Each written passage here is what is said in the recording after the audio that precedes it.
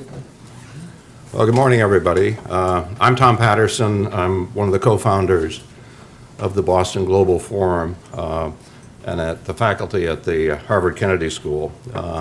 Thank you all for joining us. I particularly want to thank Tuan Nguyen, who's Boston Global Forum CEO, Editor-in-Chief. Like everything, he put this conference together, so he is in the minds of those in Boston Global Forum, the Boston Global Forum. This is part of our continuing effort to draw attention to cybersecurity. In an earlier conference, we announced the Code of Conduct for Cyber Peace and Security. Earlier, we also announced the establishment of CyberSecurity Day, which is the day we observe today, and we hope that other organizations will take our lead and help us to grow it. And later this morning, Anders Core of Core Analytics will summarize our recently prepared cybersecurity report. Before introducing you to Michael Dukakis, who will moderate today's conference, I want to read to you a message we received yesterday from Ban Ki-moon, the UN General Secretary. It is a pleasure to greet the Boston Global Forum. Thank you, Governor Dukakis, for convening this gathering and for guiding its initiatives. I welcome your focus on cybersecurity. Advances in technology and science have opened up wonderful new opportunities, but they have also exposed us to new risks. As our lives have moved increasingly online, so too must our values and principles. Cybersecurity has become a major global challenge with wide-ranging implications for peace, security, trade, and sustainable development. The United Nations has recognized the need to confront the threats that arise from the use of ICTs and the Internet for purposes that are inconsistent with the objectives of the UN Charter and the Universal Declaration of Human Rights. Member states have been working to develop a global culture of cybersecurity that can fight cyber terrorism and cybercrime while protecting freedom and sharing the benefits of ICTs and the Internet. Cybersecurity will also be crucial as we implement the recently adopted 2030 Agenda for Sustainable Development, which will require us to tap into the potential of the data revolution and close today's still large digital divides. On 15-16 December, the United Nations General Assembly will convene a high-level meeting to review progress in the implementation of the outcome of the World Summit on the Information Society. Your discussion at this year's Global Forum can provide a timely contribution as we strive together to meet these challenges. Thank you for your support, and please accept my best wishes for a productive forum. Now I'd like to introduce you to Michael Dukakis, who's the co-founder and chair of Boston Global Forum, three-term governor of Massachusetts, 1988 Democratic presidential nominee, distinguished professor of political science at Northeastern. I could go on and on. Mike. Thanks, Tom. Thank you so much. Welcome, everybody. Good to have so many of you here with us in Cambridge, and I hope hundreds of you all over the globe who are going to be participating in this conference. And it's a special pleasure, thanks to the Internet, to be able to connect with so many people around the globe. And as all of you know, the Boston Global Forum has been focused on this particular issue now for the past several months. We expect to do so at least for the next year. So we invite the participation and involvement of lots and lots of people, and are especially pleased to have that statement from the Secretary General. Cybersecurity is obviously a leading issue of our time. We've just had some major developments in Paris, San Bernardino, which remind us of that. And we also ought to bear in mind, it seems to me, that nobody these days is blameless. The United States and Israel were involved in that Stuxnet caper, which we're all familiar with. My country, I'm sorry to say, hacked the Chancellor of Germany and the President of Mexico, and I'm sure other countries are doing exactly the same thing all over the world. And that's one of the reasons why I think the Secretary General's statement and the work that the UN is doing is so important. The Internet, as we all know, is a source of great benefits. but it's also a source of mayhem and mischief. Cyber-based threats, ranging from online fraud to the stealing of state and business secrets, are on the rise. And for that reason, we need to make cybersecurity an imperative, as individuals, as organizations, as governments, as the international community. And to this end, the Boston Global Forum has developed the Ethics Code of Conduct for Cyber, Peace, and Security. It tries to prescribe how netizens, IT experts, institutions, governments, and others should act. And in an effort to advance the cause of cybersecurity, the Boston Global Forum has initiated Global CyberSecurity Day, and this conference marks that day. We hope others will adopt that idea, building on it in the way that nearly 50 years ago, millions of people came out of their homes and communities to celebrate Earth Day, as it was originally conceived and promoted. In our conference today, we have a number of activities aimed at highlighting cybersecurity. We have initiated an online festival open to people around the world, an opportunity for them to share the benefits of the internet. And we will honor today leaders in cybersecurity, as well as leaders who have contributed to peace, security, and development around the world. Now, I'm going to be taking my cues from Tuan Nguyen, who, as Tom so rightly pointed out, is the man who conceived all of this. And Tuan, I think I'm now supposed to introduce Tom back again.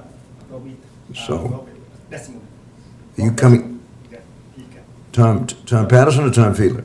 I think me. Tom Fiedler. According to the agenda. This young man who's approaching the podium is a guy I've known for a long time. Born on Cape Cod in Falmouth, Massachusetts. Correct. And one of the best reporters and political editors in the country who, for better or for worse, covered me among other people in the 1988 presidential campaign. And now a dean at Boston University. He's back home. It's so great to have you here. Thank you. And welcome. Thank you, Governor. Welcome. Thanks very much. Saw you. Thank you. Thanks. And thank you very much. Pleasure to be here. Yeah, I bring you greetings from across the river, from Boston University. I believe, I have the pleasure of introducing, among many honorees that'll be noted today, the award for Business Leader in Cybersecurity. So let me read the language. On behalf of the Boston Global Forum, we would like to recognize two outstanding individuals who have dedicated their careers to the betterment of technology, security, privacy, and the internet within the cybersecurity community at large. Both Mr. Bruce Schneier and Mikko Hyponen have clearly demonstrated their knowledge, skills, and abilities in cybersecurity, both in practice and in educating others. These gentlemen also share many of the same values instilled within the Boston Global Forum and the Ethics Code of Conduct for Peace and Security. They are recognized here today as leaders in cybersecurity and ambassadors for peace, security, and the greater good of the internet and its future. Congratulations to them both. And let me read this. Is Bruce here? No. He will. Okay. Oh, excellent, excellent. Here is, well, let me read the award. It says, for business leaders in cybersecurity, the Boston Global Forum is honored to present this award to Bruce Schneier for his great contribution to educating the public about cybersecurity. And many of you know him here as a fellow at the Berkman Center and from his many prolific books and blogs, and welcome. Thank you. I assume you hear me. Thank you very much. I'm pleased about the forum, security, and business, and how they come together. And I think the important thing we have to think about is the speed of innovation. You know, the internet gives us is an enormous speed of innovation. And I think that's the reason why we put so much of our future in corporate hands. And if you look at government innovation versus commercial innovation is faster. It's going to do things better, quicker, it's going to innovate, it's going to iterate. And that's for a couple of reasons. You know, we live in a society that is based on rights and not permissions. That you can do something, if you think of it, and not have to wait for permission. And that really lets us innovate much faster. Now, the thing is security is that the attackers are innovating too, just as fast. And by attackers, I mean something very general. Hackers, criminals, corporations, governments, our own, others. And we're seeing all through our technical society, attacks innovate faster than defenses. Right? I mean, some of it's easy. I mean, some of it's easy to understand. There's a basic first mover advantage for an attacker. Some of it is because they are quicker to make use of innovations. They don't have a procurement process. They don't have any rules they have to follow. And because of this, there's a delay. And you can see it again and again. A delay between when a new attack appears and when defenses appear. You can see that in things like credit card fraud. You can see it in identity theft. You can see it in how organizations are using the internet to organize for criminal activity. Again and again, we are playing catch up. And that means we have a security gap. We have a gap between when attackers invent something new and when defenders figure out how to defend against it. And as technology moves faster, we're going to see a wider gap, a bigger gap that can be taken advantage of. Right? Dukakis mentioned Stuxnet. That was a cyber weapon created by the US and Israel, fired against Iran, because attack is easier than defense. And similarly, we have seen China fire cyber weapons at the United States, the OPM data breach. We've seen companies come up with business models that basically surveil us and provide a product or service or make a profit based on that. And again, we are seeing the offensive uses of data outstrip the defenses. And that means that we, as defenders of society, need to start thinking ahead, thinking more holistically, thinking more with more agility, really with more resilience. Now, I have a company up in Alewife, 3 subway stops north of the Red Line, called Resilient Systems. And we are right now building incident response coordination capabilities. The idea being that when you're being attacked, you need to be fast and effective in response. That's a microcosm. We need to do that at every level. We need to do that at the policy level, internationally, and personally. We need to get better at security, not just in reaction to what the attackers do, but to think ahead in what could happen and to be able to quickly adapt to what does happen. So when you think about cybersecurity and the future and codes of conduct, don't think about today. Think about the future. Today's top secret NSA programs, tomorrow's PhD theses, and the next day's hacker tools. And that will happen again and again and again. And data and technology and computers and networks are becoming so fundamental that we will not be able to make society work unless we can get ahead of this. Thank you. Thank you very much for the award, and I wish I was there, but I'm not, and thank you for letting me attend remotely.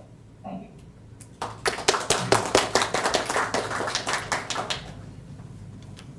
Thanks, John. It's great to see you. Our next award will go to the practitioner in cybersecurity for 2015, and Bob, come on up here. Professor Robert Desimon from MIT, who's professor and director of the McGovern Institute, founded and financed, I might say, by an old friend of mine, who's no longer with us. Anyway, great to have you. Good to see you. I think you're...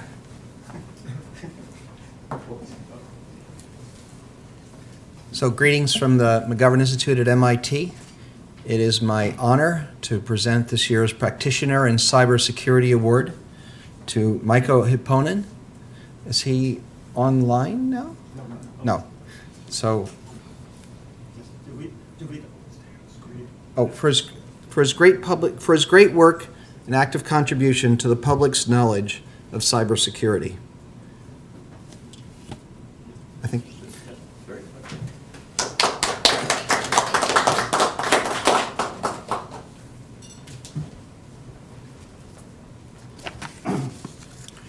Now, we have 3 awards we want to give to world leaders, and let me address each of them first. The first is to the Prime Minister of Japan, who's been a leader internationally in the effort to do something about cybersecurity. Ironically, his political office was hacked 2 days ago in Tokyo. So this is not an imaginary problem for world leaders. And this award is given to individuals who contribute significantly to the advancement of cybersecurity.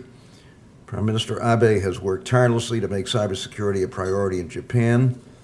Japan's private sector, particularly, has been lagging in its cybersecurity efforts, and recognizing that problem and looking ahead to next year's G7 summit, which will be held in Japan, and then, of course, the 2020 Tokyo Olympics, Prime Minister Abe has made cybersecurity a top policy priority. Under his leadership, Japan recently held a Cyber 3 conference in partnership with the World Economic Forum. The Prime Minister has initiated and led the activity of a newly created cabinet-level office to oversee national policy and promote international cooperation in accordance with the Cybersecurity Basic Act enacted a year ago. And this year, he announced Japan's cybersecurity strategy, a far-reaching plan to strengthen public-private efforts in the cybersecurity area. In that strategy, Japan announced an ambitious diplomatic initiative focusing on international rules and intergovernmental capacity building. He has also exerted regional leadership in this area, engaging in capacity building through the cooperation between Japan and the Association of Southeast Asian Nations. These and other efforts have put Prime Minister Abe in the forefront among world leaders in advancing the cause of cybersecurity, and the Boston Global Forum is honored to present him the World Leader in Cybersecurity Award. So for screen, just show. Little picture, photo opportunity. We're going to hear from the Prime Minister. Great.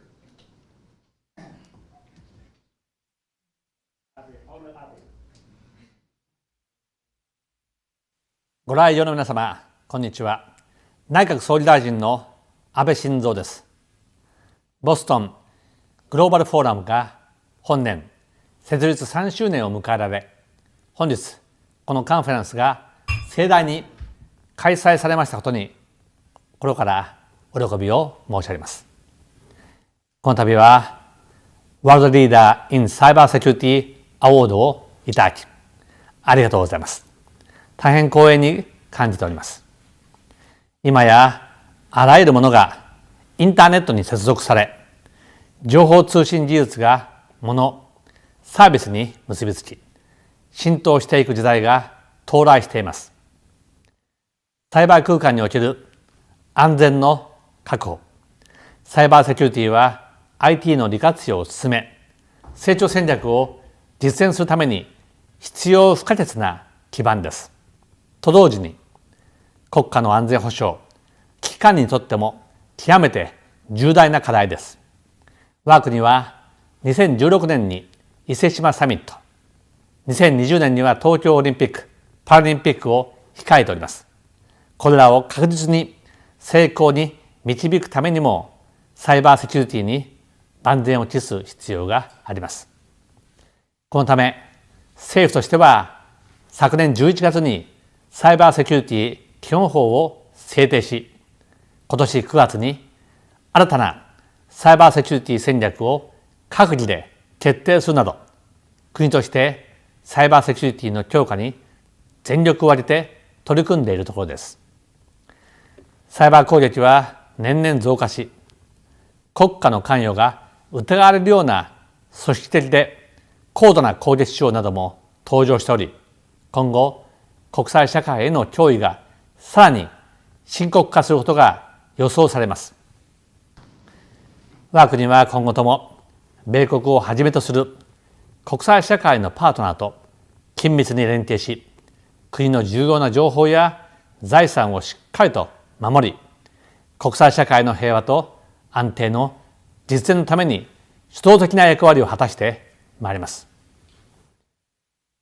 ボストングローバルフォーラムの皆様におかれては、世界各国でサイバーセキュリティに関する啓発活動を推進し、議論を盛り上げていただいており、大変心強く思います。本日、サイバーセキュリティデイに行われる世界を代表する皆様方の議論を契機として、安全なサイバー空間の構築に向けた取り組みが一層進展することを心より記念し、ご挨拶といたします。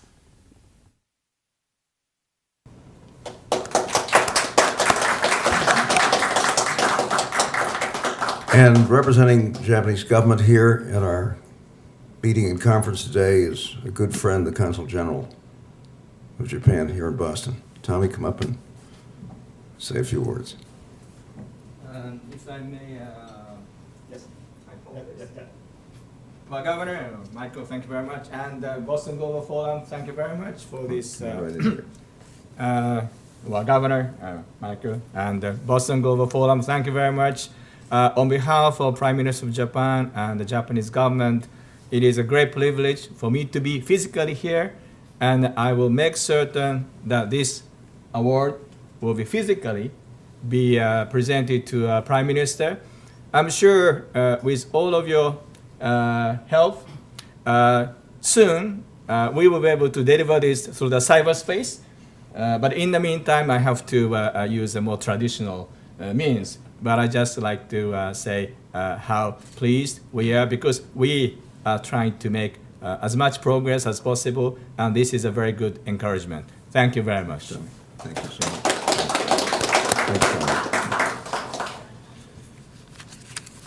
Our next award goes to our this year's World Leader in Peace, Security, and Development, and that is Chancellor Angela Merkel. The award is given to individuals who display exemplary leadership in promoting peace, security, and development. And the Chancellor has worked tirelessly toward these goals, not only in Germany, but in the EU and adjoining regions. She's now in her 10th year as Chancellor, and she has a legacy that few post-war European leaders can match. She has led Germany through its economic recovery, while also holding together the Eurozone as it faced the danger of default by a member nation. It's fairly close to me, I might add. She has led the European response to the crisis in Ukraine, promoting tough sanctions while speaking out against those that would escalate the military conflict. Most recently, she has led the European response to the refugee crisis with extraordinary political courage, I might say, and has done so by example, opening Germany's borders and doors to nearly 1 million asylum seekers. That's not only difficult to do as a matter of execution, it's a very difficult thing to do politically. And for that alone, she deserves enormous praise. In words addressed to the German people but intended for all of Europe, she said, "In many regions, war and terror prevail. States disintegrate. For many years we have read about this, we have heard about it, we have seen it on TV, but we have not yet sufficiently understood that what happens in Aleppo and Mosul can affect Essen or Stuttgart. We have to face that now." Such efforts have put Chancellor Merkel in the forefront among world leaders in advancing the cause of peace, security, and development, which is obviously what the Boston Global Forum is striving to do. And so we are honored to present her with this award. Thank you. The plaque reads, "For her exemplary leadership and contribution to peace, security, and development in Germany, the EU, and adjoining areas." And I might add throughout the world. Congratulations, Chancellor Merkel. On the market. Finally, I'm pleased to announce our other recipient of this year's World Leader in Peace, Security, and Development Award, Nguyen Thanh Dung, the Prime Minister of Vietnam. The Prime Minister has been an exemplary leader not only for Vietnam, but for the region. He built close ties to Myanmar's leaders and was instrumental in persuading them to adopt political reform. He has pressed ASEAN member states to increase their economic and cultural ties. He has been a powerful voice for the rule of law and mutual respect as the standards for resolving disputes in the South China Sea. he is one of Asia's strongest proponents of cyber openness and security. In Vietnam, he has led Vietnam's economic recovery effort, putting his country on the path to sustainable and rapid economic growth. He has forged major trade agreements with countries in Asia, Europe, and North and South America. He has spearheaded Vietnam's efforts at political and government reform, prompting World Business Magazine to name him one of Asia's top reform leaders. Prime Minister Dung is a transformational leader who has brought positive change to Vietnam and to Asia. And so the Boston Global Forum is honored to present him with this award, and in doing so, to acknowledge his contribution and that of the Vietnamese people to advancing the cause of peace, security, and development. And the plaque reads to Prime Minister Nguyen Thanh Dung for his exemplary leadership and contribution to peace, security, and development in Vietnam and Asia. Congratulations, Mr. Prime Minister. Thanks.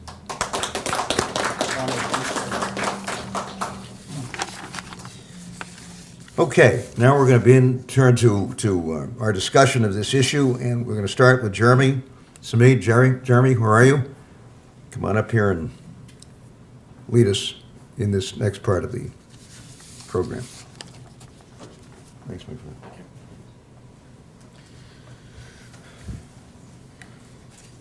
Good morning.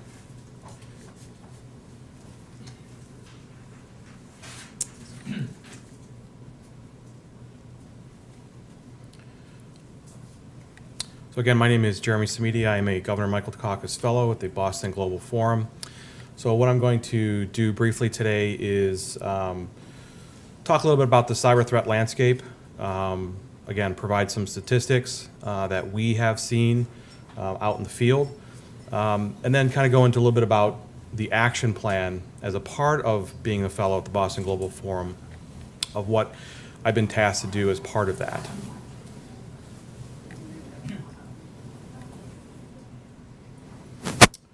Okay, so I want to just go through a couple of quick slides here and kind of go through the reality of what we're seeing in cybersecurity. We all know that it's a grim picture out there. So what you're seeing here is a breakdown of where the cyber threats and where the cyber attacks are coming from. So what you see here is approximately 70% of cyber attacks are related to cyber crime, which are financially motivated, which means, simply put, is that close to 70% of cyber attacks are targeted at stealing your data for profit. The next slide I want to show here again is this is the distribution of targets. So what you see here in the top 6 at the top here, relating to industry, social networking, online forums, single individuals, dating sites, and other organizations as well as governments. This affects everybody in the room. A couple of people have spoken about it this morning as far as the cyber attack on Japan. So everybody in this room is affected by cybersecurity in some form or another. These are the attack techniques that we're seeing. So the one I want to point out here is the largest chunk in red, the pinkish red there on the left, which is unknown. So approximately 26% of cyber attacks are unknown today, which means we have no idea what they are. We have no idea where they come from or what they do and how they attack. That is a very large number that we are seeing today as far as cyber attacks. Okay. This is a recent article here. Talks about the cyber losses today. They're estimated anywhere between 300 billion and $1 trillion. It's probably between 300 and 500 billion dollars globally in productivity loss as a result of cyber attacks. That's productivity, identity theft, intellectual property theft, trade secrets, etc. Okay, so back one more, please. So in the Q3 of 2015, there were approximately 350,000 new pieces of malware just in the mobile sector. Those are very staggering statistics. Okay.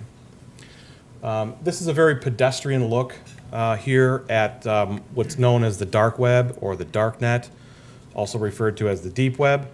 The dark web gets a lot of negative connotation to it, but as you can see here, sites that we visit, like Amazon and Google and eBay, and sites that we all are very familiar with, only represents approximately 19% of the internet, the searchable internet today. Approximately 80% of the internet is unindexed, unsearchable, where all of the illicit activities occur down in what's called the dark web. So you have your hackers down there, they're trading malware, they're selling illegal drugs, they're doing all kinds of illicit activities. Governments are down there as well. This is the negative side of what you hear about the dark web. It provides anonymity, and people do a lot of very illicit things. But there are some good things about the dark web, and I know my colleague Bill Ottman will talk about that today as well. It provides a lot of free speech for countries that don't have free speech, that want to talk about things that are going on in their countries. So again, this is a very pedestrian look at what the dark web is. So what I've been charged with doing as part of the Boston Global Forum is building the Cyber Threat Index. So what we have done is we have started to put this together. These are some screenshots of the site that we are still developing.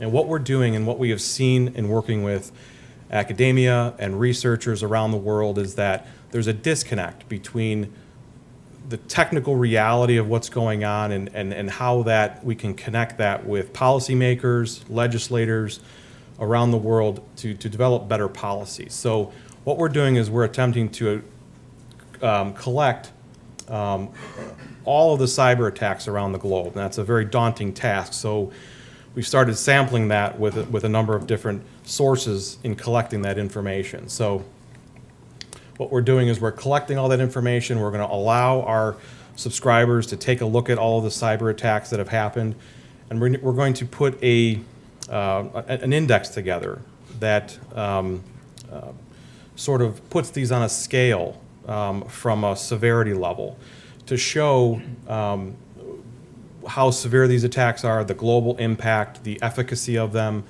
Go ahead.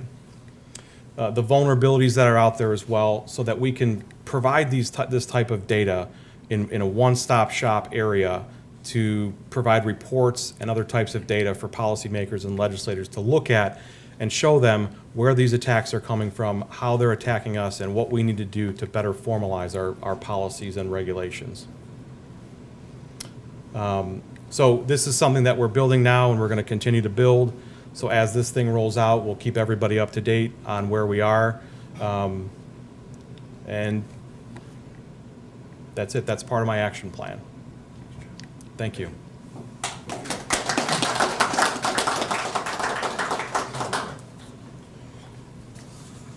Anders Corr has joined us on a number of our meetings and done an extensive report on cybersecurity, which is on our website and available to the public generally. He's here with us. I'd like to introduce him, and then following his presentation, have a good discussion of the participants here as we discuss this issue. So Anders, come on up and do your thing.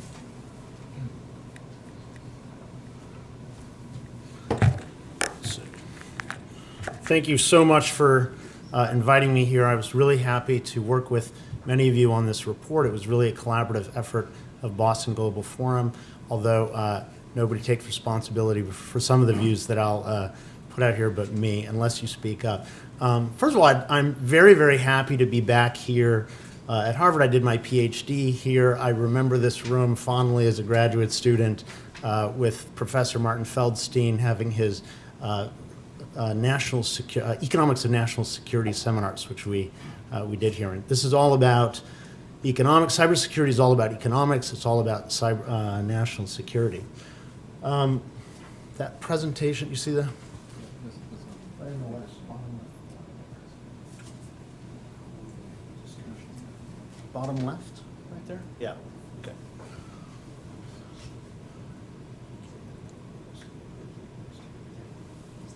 Should be on the bottom left corner. Okay.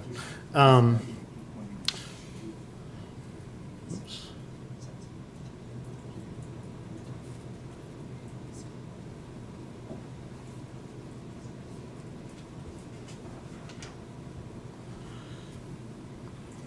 Let's see, here we go.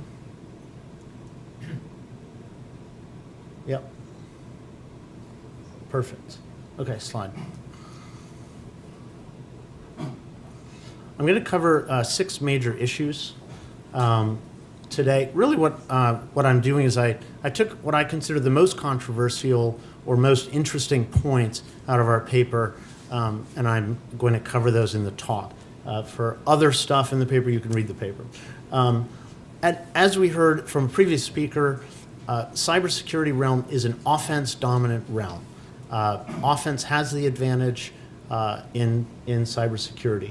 Also going to cover encryption, issues of encryption, moral hazard in cybersecurity insurance, cryptocurrencies, the interchangeability of white hat skills and black hat skills, or hacking skills and what we would call sort of cyber defense skills for professionals.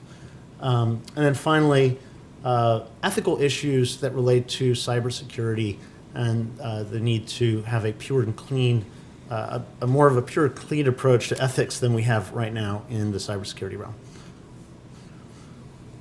I would argue that cybersecurity is offense dominant in terms of military technology or in terms of security technology in general. We heard that from a previous speaker.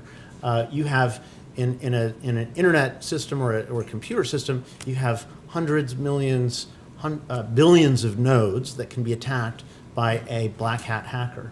However, so your defensive forces need to be spread all over all of those nodes in a network. And between each node, there's 2 edges. There's information going from node A to node B, and there's information going from node B to node A. Then you square that, or you cube it if you include information that can go from node A to node A, and you get a remarkable diffusion of your defensive forces across your network, whereas the hacker, or black hat, can attack a single node and get into your network. So it's an offense-dominant situation. Slide. When dealing with the offense-dominant situation, offense is really the best defense.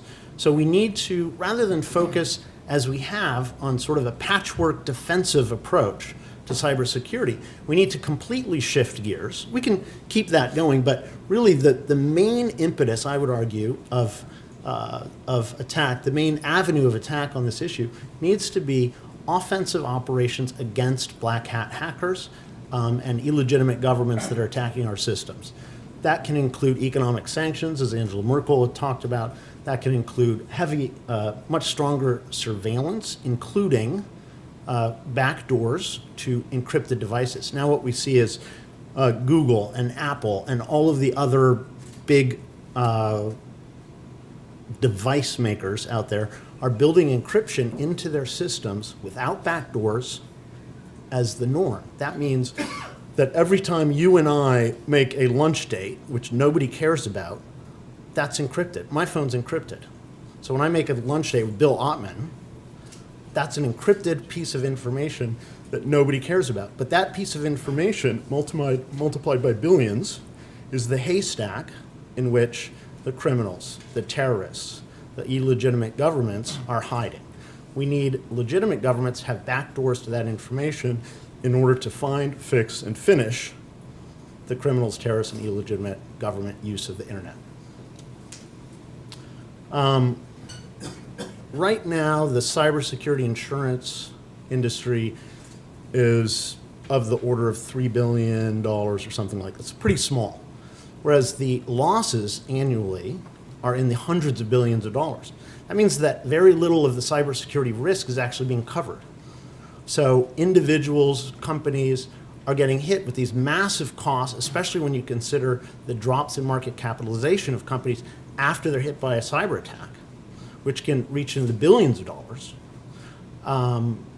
When you consider that, the cost that our society is paying for cybersecurity is so massive that we're going to see more and more of a demand for government subsidization of cybersecurity insurance. However, as with FEMA's subsidization of disaster insurance such as hurricanes, as with the Terrorism Risk Insurance Act, which subsidizes terrorism insurance, we see a real moral hazard develop where the individuals and companies are incentivized to build their houses in places that are very insecure.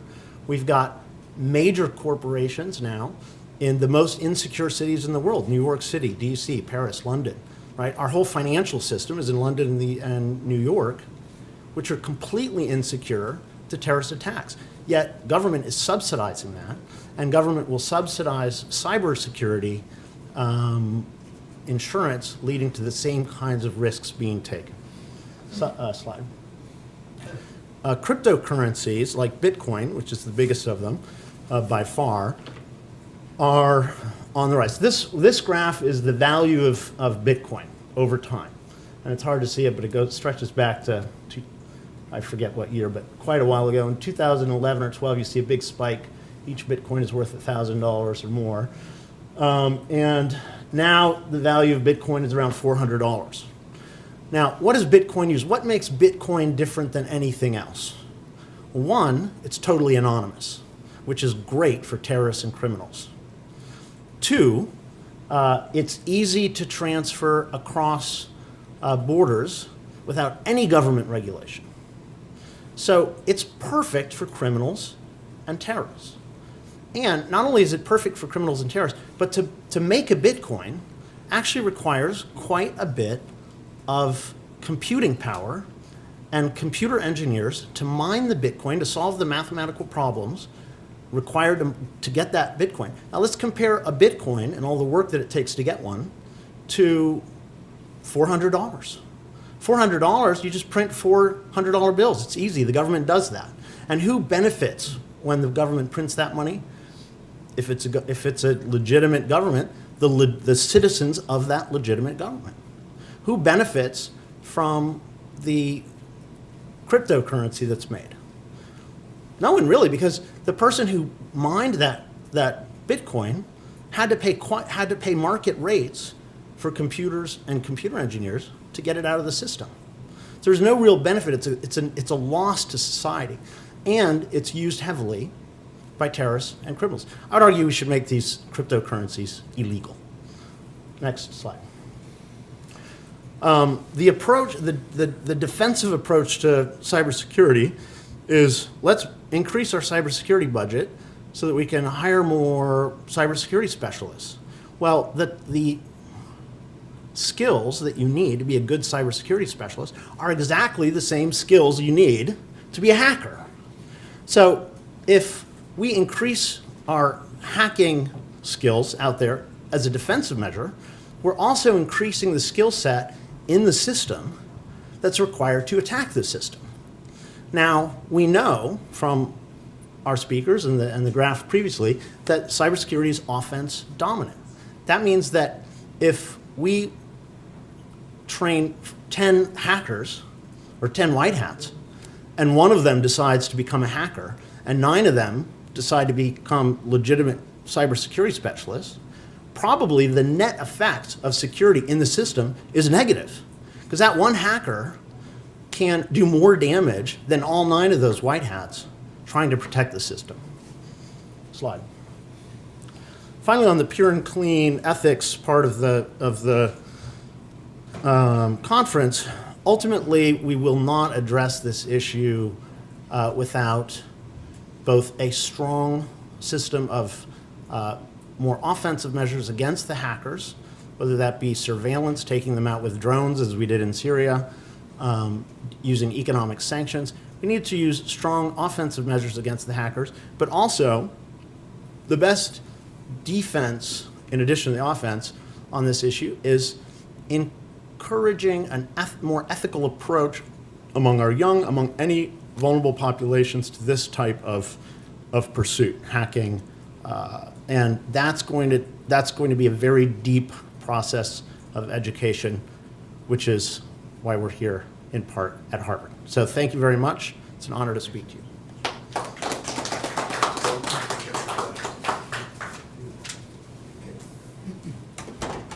Thanks, Anders, very much. Okay, we've got a number of folks who are here as discussants, but you're all discussants, so I hope we can get on to a good, lively discussion of this issue, and I think we've got folks out there who can email questions and comments, Twan, into us in the course of this, and we'll pick those up as well. And let me just make sure we have all of the folks that we think are here. Bill Ottman, where are you? Bill, great to see you. Michael Sulmeyer. Michael, you with us? Thank you for joining us. Professor Hirotaka Takeuchi, with us? No? Steve Walt, welcome. And General Nguyen, who I know is with us. So let's start, Bill, with you.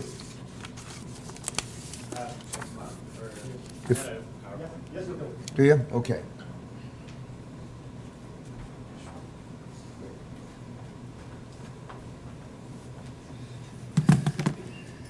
All right. Well, thanks everyone. This is it's really interesting in the context of purity. You know, what does a pure internet mean? Because it very well means very different things to different people. So let's do it. I'm, by the way, Bill Ottman. I'm a fellow of Boston Global Forum, and I'm also the co-founder of Minds.com. So there's the internet. Keep going. All right, so to me, a pure internet is a free and open source infrastructure. And so this is the stack of the internet. So we have the bandwidth, the information, the data, the software, the hardware, the encryption, and the energy source that is actually powering the internet. So we're seeing open source software start to take over as especially dominant in the private sector, but slowly entering public. We have 11 nations who have adopted some sort of open source policy, meaning that they're using software that they don't necessarily have to buy for millions of dollars or be reliant on a third party to support it. India just has adopted an open source policy for a lot of their infrastructure. The US has some policies. For instance, whitehouse.gov is using Drupal, and there's some data sharing going on, but the fact is that we have tools now to be sharing so much more data that is publicly funded, so much more technology that's publicly funded, and we're obviously only in the very beginning stages. So 11 nations, we have hundreds of nations. Every nation needs to be participating in free and open source infrastructure. So open source creates software worth billions of dollars. We all know about Linux. Linux is becoming GNU/Linux is becoming the predominant operating system powering servers and people's personal computers all over the world. Open source encryption doesn't mean, just because something is transparent doesn't mean that it is compromising security. This is sort of a misperception.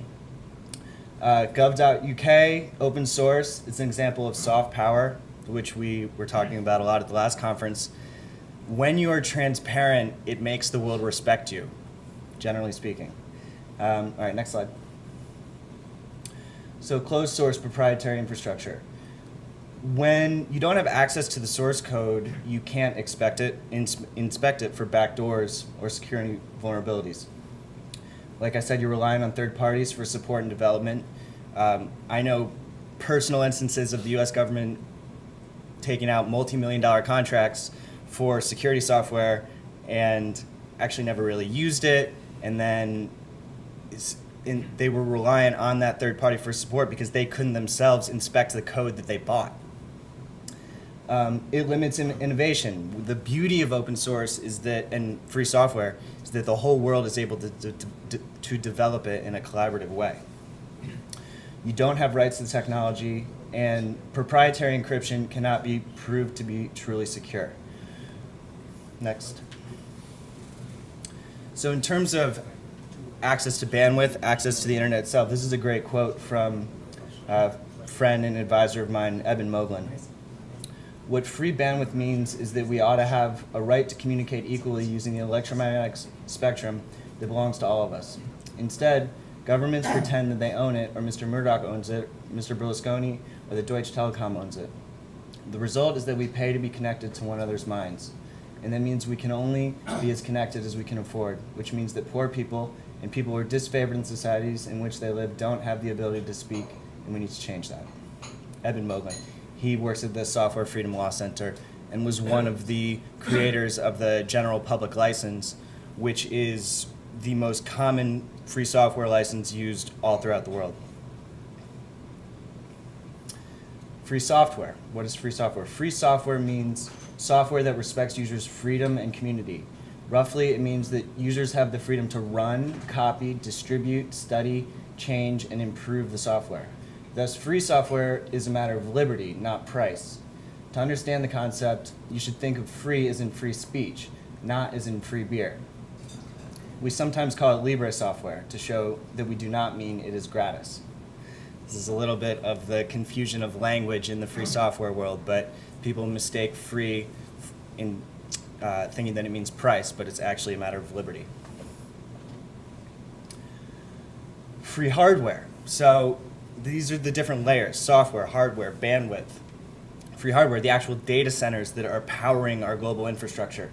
Open hardware or open source hardware refers to design specifications of a physical object which are licensed in such a way that said object can be studied, modified, created, and distributed by anyone. Even for the safety of our own government's infrastructure, if we don't have access to inspect it, we're buying those devices from third parties that could have access. So from any country's national security perspective, it matters to have greater access. Encryption. There's a new UN report out that says encryption tech is crucial for human rights, along with the right to anonymity. Obviously, there are two sides to this conversation, because certain amounts of surveillance are necessary for good reason, but also when you compromise encryption, you're compromising the security of everybody, not just the people that you're trying to gain access to. When we were here the other week, we went to MIT and checked out their new report called Keys Under Doormats, mandating insecurity by requiring government access to all data and communications. Bruce Schneier, who we talked with earlier, has been a huge proponent, saying that open source cryptography is essential for good security. The US government actually increases its funding for Tor, giving it $1.8 million. This is somewhat of a paradox, because Tor is a privacy tool that people all over the world use to maintain anonymity online. We have certain parts of the US government who are saying that we need to compromise encryption, but then meanwhile, the US government is also partially funding Tor. So it's just a really interesting conversation. Let's Encrypt is a campaign that's being backed by dozens of corporations and nonprofits that is trying to give everyone HTTPS for free. We have to get HTTPS going on the Boston Global Forum website, ASAP. Next. Open source encryption. In the cryptography world, we consider open source necessary for good security. We have for decades. Public security is always more secure than proprietary security. It's true for cryptographic algorithms, security protocols, and security source code. For us, open source isn't just a business model, it's smart engineering practice. Freedom of information. So 95 countries around the world have implemented some form of freedom of information legislation. There's a new FOIA bill going through, well, that may go through, called the Oversight and Implementation Act of 2015. Open data, so Creative Commons and other open licensing options are really important for governments, individuals to be aware of. Most people don't even understand that the content that we're uploading online can be given a variety of licenses. When you upload your content to Facebook or YouTube or wherever, what is that license? Who controls it? What rights are you giving away? Would it not be better to have greater degree of control over the future of your data? Reforming whistleblower laws, transparency increases security. Freedom of information is really at the root of security worldwide, because when it's just that paradox that needs to be revolved around. You think that the more secret you are, the more secure you are, but really that isn't the way that we participate in public forums. The beauty of being able to have a public forum like this is to talk about the issues, be fully transparent about what you're saying, and that is how we move forward. Next. And then finally, we have what powers the internet. What is actually pure? The data centers are consuming some of the most energy of any industry in the world. And the source of that energy is often very impure. So when we're talking about a free internet, a clean internet, a pure internet, we obviously have to be powering it with renewable energy. Microsoft, Apple, and Google are doing so, but I think we still need to do much better. I do not agree with what you have to say, but I'll defend to the death your right to say it. Evelyn Beatrice Hall. All right, thanks everybody very much. I look forward to talking more.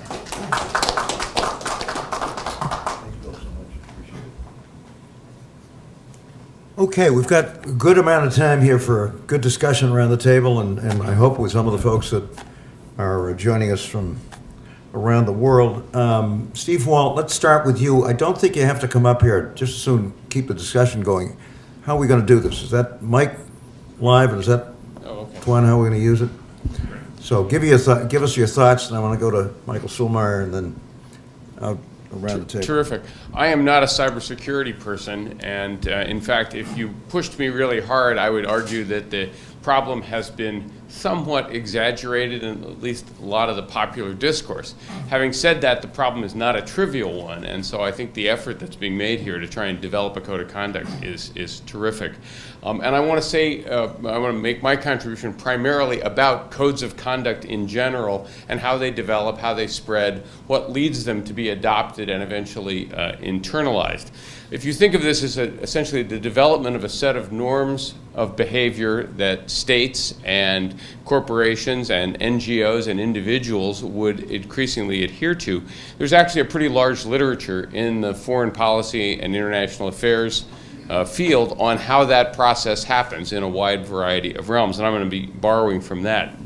In particular from the work of one of my colleagues at the Kennedy School, Catherine Sicking, who has done an enormous amount of work on how norms emerge, develop, and spread. And she talks about three main stages here. The first one is norm emergence, right? People begin to recognize that there's a problem, that it's a problem that needs some kind of regulation, some kind of guidance. It's gradually understood, and at some point, entrepreneurs, individuals start developing ideas for how this problem might be addressed, what a code of conduct might be. In a sense, that's what the Global Forum is trying to do. It's trying to be the norm entrepreneur developing this new set of ideas. This involves a certain amount of consciousness raising, which is what we're all here doing today. It involves developing and amassing information. We already saw some presented to us earlier. If you think about what groups like Human Rights Watch and Amnesty International and the entire human rights movement did beginning after World War II, it was essentially creating new norms, developing information, consciousness raising, etc., to try and get people engaged by the process or engaged in an understanding that this problem needed to be addressed. So that's stage one, and I'd argue that's kind of where we're at right now. Second stage, very important, she calls a norm cascade. This is the point at which the norm starts to take off. Other people begin to embrace it. Other groups and organizations buy into this. And the classic example of this in the literature is the Landmines Convention, which begins with a bunch of NGOs and a bunch of entrepreneurs saying that we really ought to regulate and restrict and eventually stop the production of landmines. And gradually it becomes a worldwide movement. This involves networking with other organizations and groups. It requires developing a norm that has some legitimacy, that is seen as persuasive, that has lots of potential winners, relatively few losers. ideas that are seen as compatible with existing norms. So for example, a global code of conduct for cybersecurity that was completely contrary to our basic notions of individual freedom would have trouble getting started because it would be in such tension with other things we already embraced. A couple of other things that tend to lead norm cascades to happen. Sometimes a key event, a triggering event that captures a lot of global attention. The bad news here is what we really would need is a really awful cyber event that suddenly woke everybody up. So I'm not wishing for that, but that's the kind of thing one should try to take advantage of if it were to occur. And finally, getting prominent supporters behind it, whether it's powerful countries, powerful corporations, prominent individuals. In the landmines case, Princess Diana of Great Britain became a key advocate, and because she was such a visible public figure, that helped things take off as well. So the next stage, of course, again, when this starts to take off. And the third stage, she calls norm internalization. And this is really what the long-term goal is. It's when the principle is so, or the set of principles is so well established, that first of all, violating them is understood to be a crime, even by those who are doing it, right? Everyone now recognizes the right and wrong here. Second, it's fully embraced and embedded in domestic law. So it's not just a set of principles that is issued by the Boston Global Forum, but those principles begin to be adopted and written into the domestic laws of other countries, possibly written into international conventions. Now, needless to say, we are not there yet. This requires a lot of hard grassroots political work at the international, but also at the local level, I suspect. And let me just end with one final comment here, which I think probably all of you know. Norms do not work 100% of the time, even if they are fully developed, fully internalized. People violate traffic laws on a daily basis, but fortunately, most people observe almost all traffic laws almost all of the time, which is why we can have a functioning highway system here. So the bottom line here is that a code of conduct cannot be the only tool in the cybersecurity toolkit, but it's going to have to be a critical part of it. And for that reason, I applaud the effort that the forum is making. Thank you. Thanks, Steve. Thank you. Before we go to Michael, just, when you get to my advanced age, you've seen a lot, you've experienced a good deal. And these days, people obviously very concerned about this, invasion of privacy, these kinds of things. I happen to go to a small Quaker college called Swarthmore outside of Philadelphia, way back in the 50s, and graduated in 55 and was drafted. And arrived at Fort Dix as a young draftee with about 25 or 30 other characters who all took that fatal step forward at the Fargo building in South Boston. And 3 days after I got there, I had what passed in those days for personnel interview, in which another draftee, who was a personnel specialist, interviewed you and then decided where you'd go for the next nearly 2 years. My interviewee had a name tag, and it said Harry Kane III. Now, Harry Kane Jr. was the right-wing Republican United States Senator at the time from the state of Washington. And there were an awful lot of people sitting around Fort Dix at that time who had been drafted who were being held indefinitely because they were members of this organization or that organization. And Harry Kane III, who was my personnel interviewer, had a file in his lap with every single political activity I'd engaged in at Swarthmore College. I mean, who was I? I was this Greek kid from Boston who was down at Swarthmore. I'd never been out of New England in those days. You didn't kind of get on a plane, go places.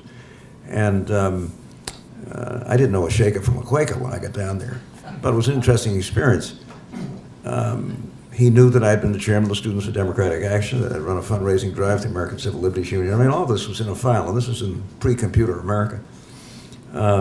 It wasn't until several years later that we all discovered how he and others had this information. The FBI had a tap on the Swarthmore switchboard.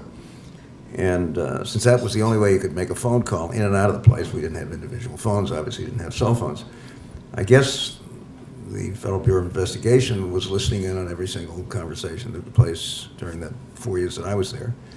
And that's how they had all this information on me. Fortunately, it didn't send me over to the barracks with all these folks who were facing other than honorable discharges. And they were nice enough to send me to Munsan, Korea, where I spent 16 months. It was an interesting 16 months. But this problem, folks, has been with us for a long time. And it's not that it is important. Obviously, it's very important, but it's important at least from the standpoint of those of us who are elderly to remember that we've faced this before and we've obviously got work to do. Now, Michael Solmar. Oh, good morning. Thanks very much for the invitation to join. And I think the combination of Professor Walt's caution that maybe there's a little bit here that's overblown with the powerful historical reminder that it's not just the interweb that leads to these problems, right? I mean, you can have surveillance before the interwebs, you can have surveillance after. It's not just an internet or cyberspace kind of issue. What I think is needed, though, is a little bit more precision, a little bit more nuance when we're actually describing the current state of affairs and the threat. So let me offer two and turn it over to the next speaker. The first is you've heard some comments this morning that cyberspace is offense dominant. And while I would be inclined to say in some situations it is, sometimes the best defense is actually a little better defense. And I wouldn't want to miss that point, because if you're focusing on a purely offensive strategy, you are also completely underplaying what you can do to better defend yourself. The state of defense right now across so many enterprises is so bad that even incremental steps to improve it end up making a lot of difference against your basic nudnik hackers. I'm not saying you'll be able to defend yourself against every single sophisticated bad guy out there, but that's not what you face. You're not facing every single sophisticated bad guy out there. A lot of times, we're facing the junior varsity team. But because our defenses are even worse than redshirt freshmen, the JV team runs the table. That is not a call for an offense-dominant strategy. You can do a lot on defense to make yourself even a little bit better. All right? That is an important principle that I want to stress here and not let that get lost in the nuance. Two-factor authentication. All right? It is not a panacea. It will not stop everyone from doing everything, but it's free. Google offers it for free. Facebook offers it for free. How many of y'all around the table turn this thing on? Not many, I suspect. Why? I'm not sure. But the reality is there are solutions out there that are not costly, that can protect all of us as individuals and as companies and as enterprises, and just up the game a little. We should at least have to make the bad guys work a little harder. And that is the point that I want to make sure everyone leaves here with, is we don't have to break the bank. We don't need to hire the absolute best skilled talent in the planet to come run cyber offense for Harvard or for the faculty club or for the Boston Global Forum. The other element I'd like to focus on substantively is this question about backdoors and encryption. You've heard both sides of a conversation this morning. One side saying you got to have mandated backdoors into encryption for national security and law enforcement purposes. You heard another side saying, well, okay, if you do that, you weaken the security of the entire ecosystem for everybody. So go in knowing full well that if you mandate backdoors, that's a same door that all the bad guys can use, from the JV team to the very, very varsity senior team. What I would just note is we have yet to hear a real clarification of how you work with crypto that is outside US jurisdiction. So the calls to mandate backdoors say we need a law in the United States that mandates any designer of encryption in the United States creates a backdoor for government. Okay. So as soon as I know that a US company is doing that, why would I use any US company's encryption? Why wouldn't I just go to a foreign company's encryption? They're not subject to the laws of the United States. So we need to have a little bit more of a nuanced conversation about the fact that this isn't just a US problem that US laws and regulations can fix just on our own. We should try. I'm not saying we shouldn't try. It's a very serious problem. I used to work for the Defense Department. I'm one of the most offense, security-minded, hard power guys you're going to find in this area. But I don't think you can just offense and law your way through it. The other element we need to think about is, so you go through the trouble of actually decrypting all this information. You got your haystack. What are you going to do with it? How do you actually integrate all that information into a picture that's sufficiently timely to act?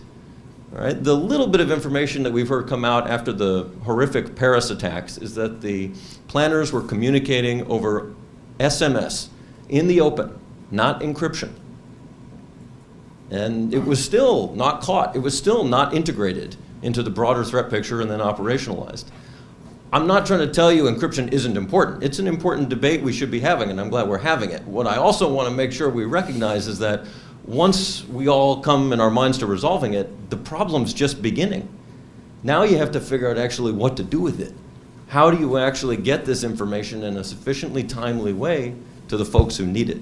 That's a powerful, even just you get a research agenda going around those two issues, and you're at the forefront of the community right now. I would also note, though, that we've got some wonderful students working in this area. Scarlett sitting next to me at Northeastern is just a rock star, totally coming on.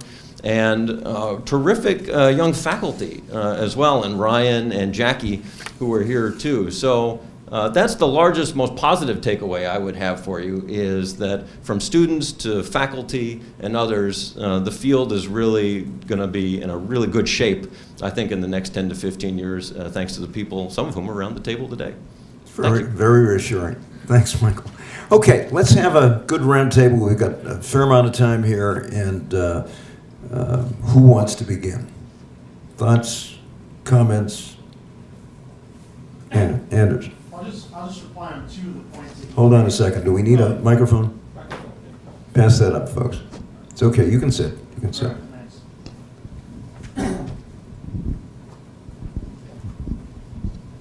I'll just reply on two of the points you made. One is, why not use non-US encryption?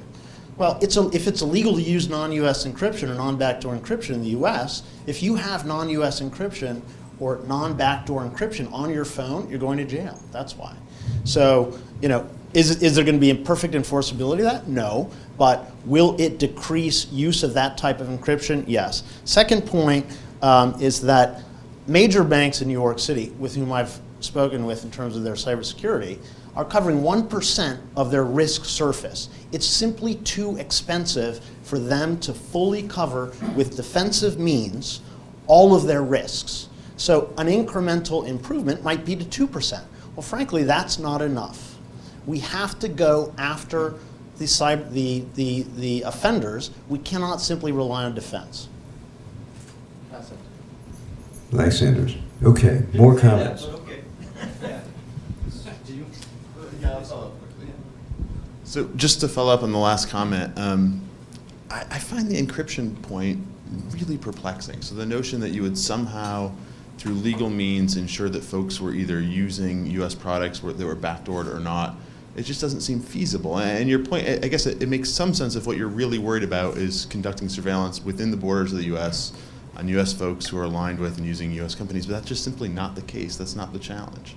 So I found that point just unusual. And just as a reminder, following up on what Michael said and what Bruce said earlier, I think we have a lot more to lose by weakening defenses and putting all our eggs in the offensive basket than we certainly do to gain. All of our eggs. I'm saying we need to significantly increase our offensive capability. Well, and I would also point out that doing that would create enormous risks of destabilization. So if you really want financial institutions to invest heavily in offense, U.S. government offensive capability.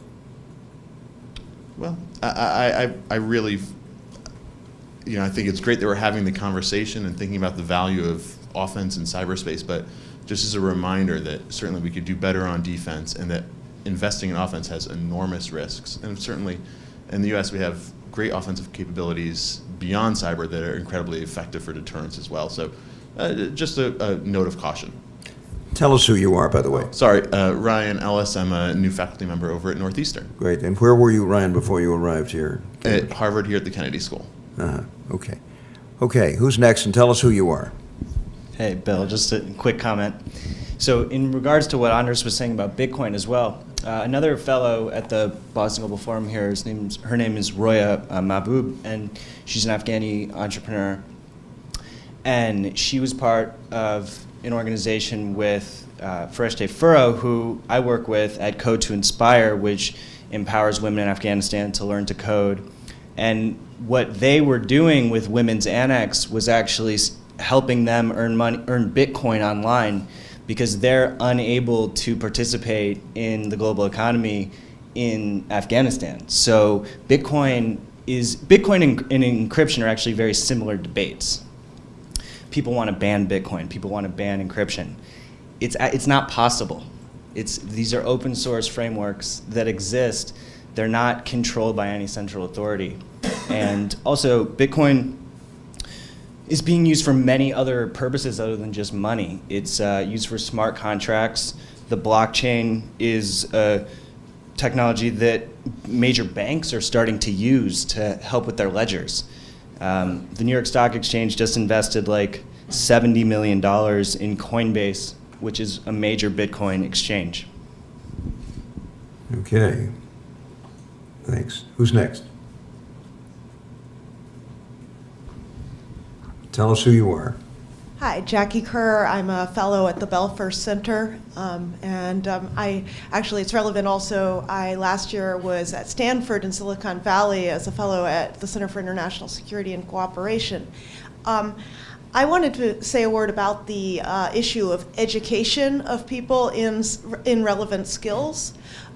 Being at CSAC last year at Stanford, saw numerous people come through to discuss the issues of national security and cybersecurity and the need for more educated individuals who had the abilities to work in this space, and how important that was to develop the relationship with the people who had the skills for the purposes of national security. Anders made the comment that training people in these sorts of skills that are relevant is dangerous, but I'm wondering how, if the goal is to increase either defense or offense capabilities, how we get there if we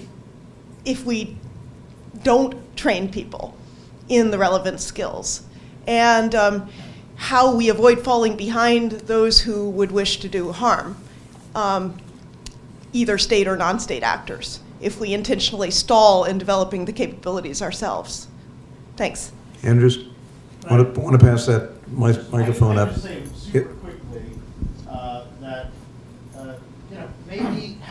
maybe hacking skills are like tow missiles. It's something that you want in the hands of the military only, or maybe hacking skills are something that's something similar to a police weapon, like a semi-automatic weapon. You really only want SWAT teams that are controlled by governments to have those skills. You don't want to diffuse those skills broadly into the community.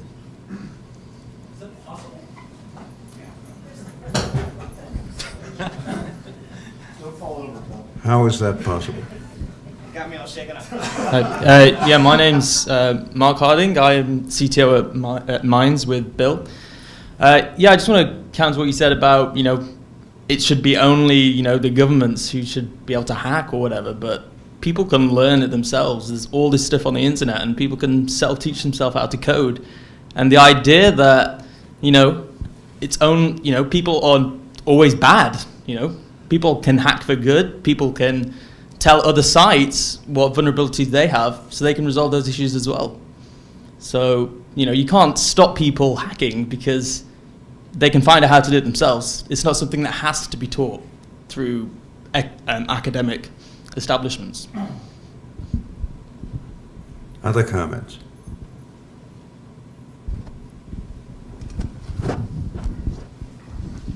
My name is Mario. I'm from Mozambique, and I'm a photographer. For me, I feel a little bit out of the context just for because of the reality from where I'm coming from. So Mozambique is a new country, and about 80% of the population, they don't have a formal education. So I think that for me, like the question that always comes on my mind, for example, is that imagine like people that are struggling every day, like looking for job and opportunities, you know.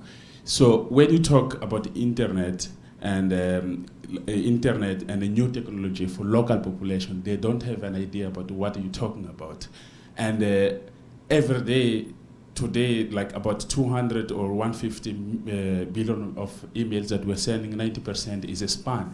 And this affects like to local population in Mozambique because everyone there is being out looking for job, even young people. And that's why like most of young people, they any risk for what has been circulated online by the mafia groups or I don't know. So I think that for me, the most important things about how to adopt a strategy to educate the local population there, because even if we're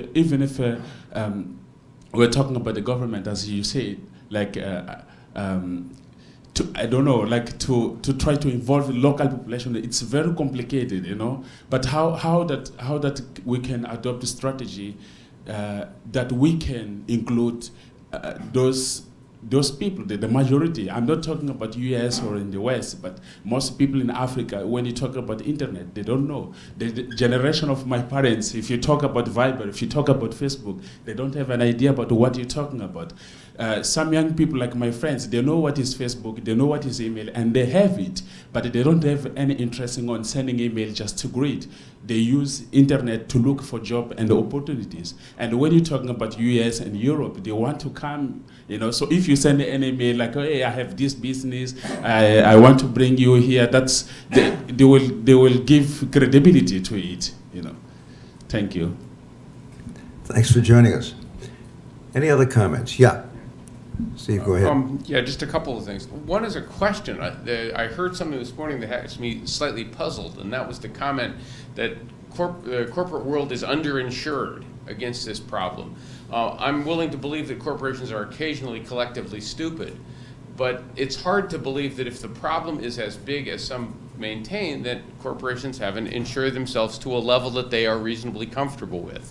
And so does that tell us something about the true nature of how dangerous this is to corporations, that they're not spending an enormous amount of money trying to insure themselves against this problem because they don't see it as a problem. They understand they're going to pay some price for it. They understand there's going to be some inconveniences and costs, but it's not worth spending a huge amount of money to cover themselves against all that. And please just inform me because I'm a little bit puzzled by that.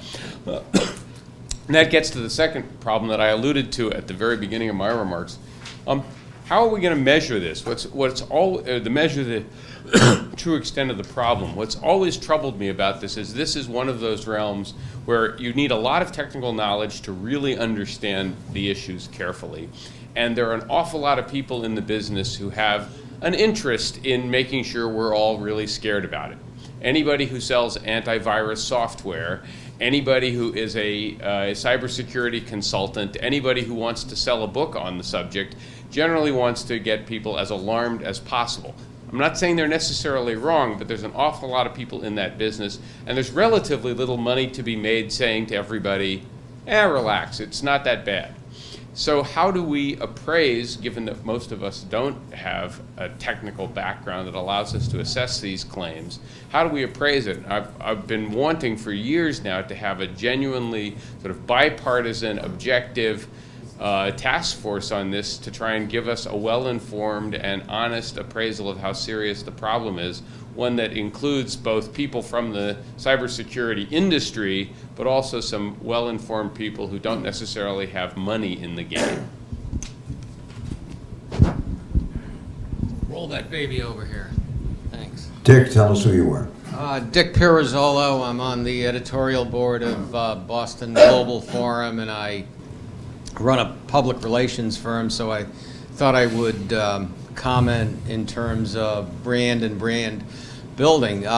We have I know that everybody can't hide under a rock, fearing either a cyber attack or somebody's going to leave a satchel bomb in the cloakroom.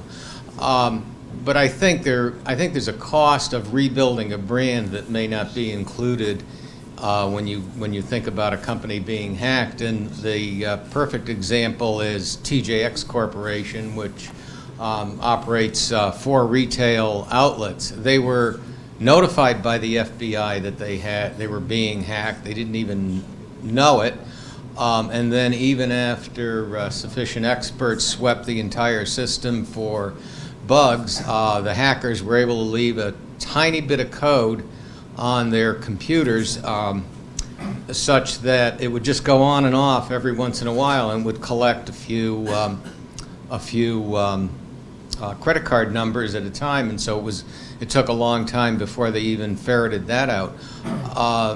In terms of understating, overstating the problem, it's probably half the people in this room have had their credit card hacked. I have. In fact, I just bought $1,300 worth of cloud services from Amazon, and my wife gave somebody a refrigerator who lives in Estonia.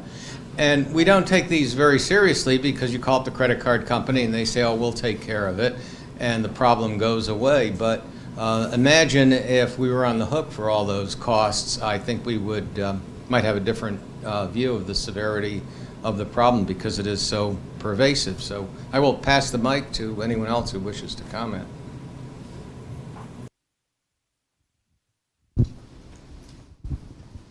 Tell us who you are. Yeah, thank you. Sorry. My name is Nghĩa Phạm. I'm a postdoctoral research fellow from the Woodrow Wilson School in Princeton University. Still is the Woodrow Wilson School, so far as we know. Thank you for inviting me to this very important forums. I do not have a background in IT or cybersecurity, but I think that it's a very complex problem, and it depends a lot on the development of technologies. But from my legal background, I can say that there are 2 main issues that we need to put into consideration when dealing with cybersecurity. The first, that we have to consider the relationship between the public interest and individual human rights, the confidential private life of people and the public interest. The second thing is that I think there's something similarity between the cybersecurity and climate change, because for environmental issue you do not have border. It's same like for the cyber war, you do not have border. So it's because it do not have border, so you need to have the support and the commitment from all over countries in the world to deal with the cybersecurity. Thank you. Way down there. Hi, I'm Ryan Manus from Northeastern University, colleague of the Governor Dukakis. I want to get back to this offense-dominant talk. What I do in my research is I look at the past and make predictions for the future. So let's look at the 2 maybe most offensive-dominant cyber attacks we've seen. One is Stuxnet, the other is maybe Shamoon on Saudi Arabia, that was supposedly from Iran, but they denied it. So that's one issue. If offense is dominant, then why are states denying these overt attacks? The United States and Israel denied it for a while before it came to bear that it actually was the United States. And then let's look at the impact that these attacks really did have. Did Stuxnet deter the Iranians from developing nuclear weapons? It's hard to say, but I would say no. And what did Shamoon do in the long run for Saudi Arabia's oil industry? It didn't do that much damage. So these policy impacts is what we're talking about. And also I want to say that we like to focus on data breaches rather than those that are deterred, kind of like we do with terrorism, that we never talk about when the terrorist attacks have been deterred. We only talk about when it happens, and we like to focus on that. I think that's something we also need to think about when we're looking at cybersecurity as well. How many times are we blocking these offensive type weapons from breaching our networks? Okay. Thanks, Ryan. Let me raise a broader issue, if I can, before we wrap things up. We've got this problem. Steve, it may be serious, it may not be serious, but it's out there.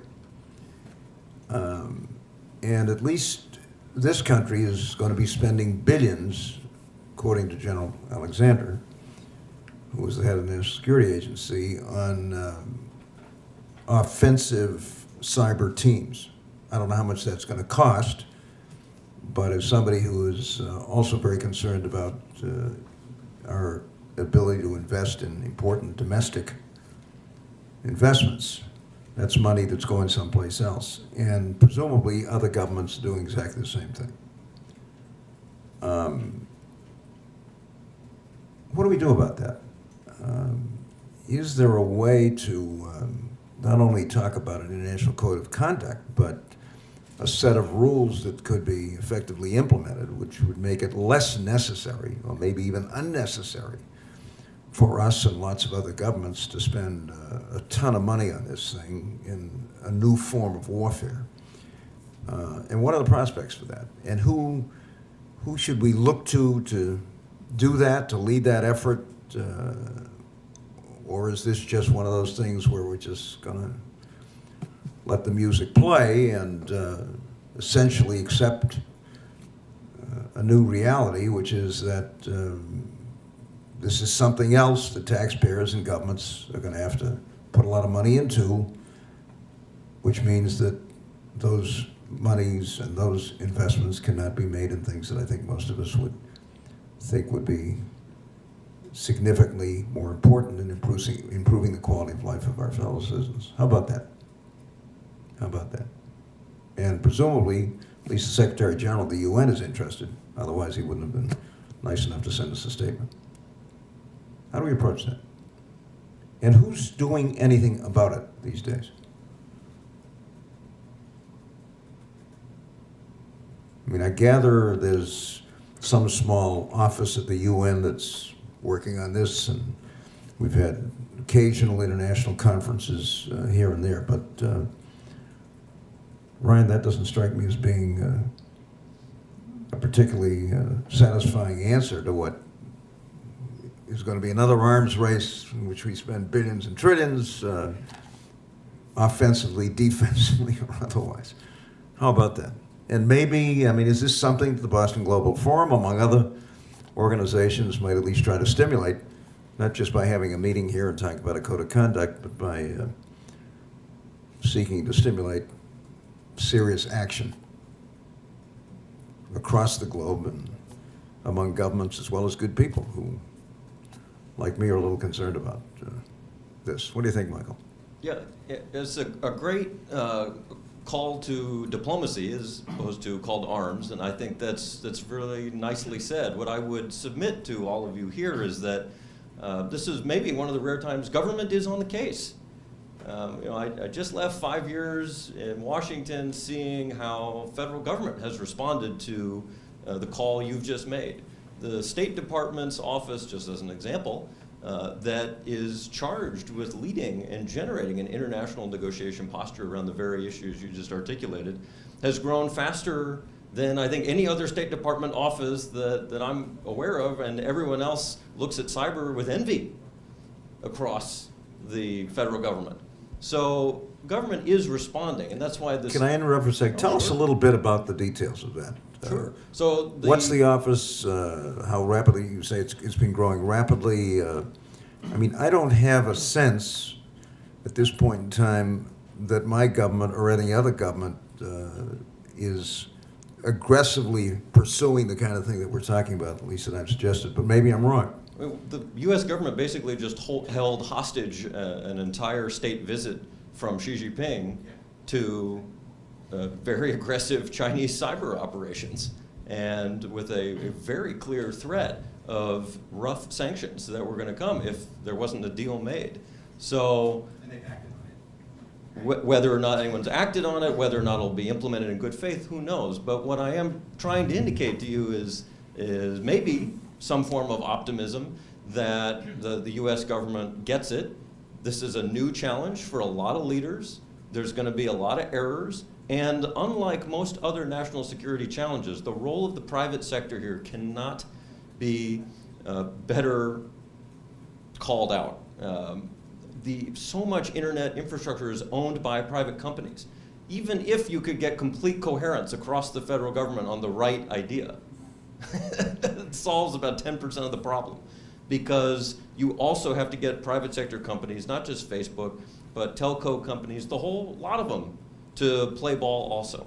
So it's a really thorny challenge, but what I'm trying to indicate to you is, again, by really threatening to hold hostage a state-level visit from Xi Jinping, from an executive order that now for the first time ever authorizes a new kind of sanctions against companies and countries that perpetrate malicious acts against us, indictments against malicious hackers abroad, an investment, as you said, sir, huge military force structure for not just offense, but also defensive operations in cyberspace too. I look at all this, coming up here to Harvard and getting a chance to think a little broader and say, wow, just because we probably need to publicize it a little bit more, we probably need to explain it a little bit better to everyone, but government is not completely asleep at the switch, I think, as much as we might think walking away from here. I won't go into Steve's fantastic questions about insurance right now, but these are great questions also that touch on the private sector, and talk with you about it offline. Let me ask you this, Michael. To what extent are we trying to use our leadership to internationalize this problem? I mean, I understand this relationship with the United States and China is a very, very important bilateral relationship, and we got to be taking it very seriously, and that includes who's doing what to whom when it comes to cyber. But it strikes me that one of the things the United States ought to be doing is really getting it up there. And as I say, trying to internationalize this thing and begin to get serious about developing institutions, rules, a combination of those that might conceivably make it less necessary that we have to spend billions on this stuff. What do you think? And what are we doing about it? Great point. So it's a good opportunity to talk about the work that our State Department has led at the United Nations with a group that's called the Group of Governmental Experts. Tell us about that. Right, that convenes on a regular basis to address a particular topic that is of concern in international cybersecurity. A year or two ago, we actually got all the members of the Group of Governmental Experts, about 20 leading countries, to agree that the laws of war apply in cyberspace. Right? The Russians and the Chinese also agree with this. Now, you could look at that and say, so what? But I'm trying to indicate to you that there is a process being led here through the United Nations that the United States is playing a very important role in to try to get consensus around these core principles. And so you can't just, cyber is not the wild, wild west. But the United States is not the only actor here. The Russians and the Chinese have another idea about how international governance should work in this. And their main principle is content control. They would love to see international governance of the internet. They would love to see peace and stability on the internet that allows them to take down content they find objectionable. Right? We have a problem with that. I think a lot of countries have a problem with that. So this is not just a case where the United States can get up on a stage and propound and lead. We have to combat aggressively a counter movement that wishes to take the internet in areas that I don't think are consistent at all with a lot of values that we all share here today. How do we get more visibility behind this effort? I've just read large everything. I'm just one guy that reads the newspaper and tries to stay informed. And a lot of this is new to me in terms of what we're doing. I mean, isn't it time to kind of get it up there in lights so we begin to...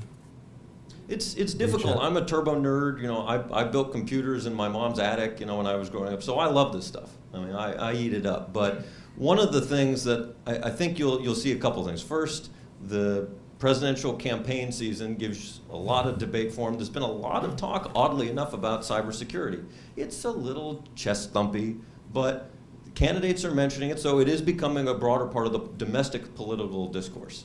Right? So that's one thing. And I think as the field winnows down, you'll have more concrete opportunities to hear them talk about issues beyond just, I will cyber attack anything that walks kind of language, which isn't helpful, but that's what we're hearing, all right, so far.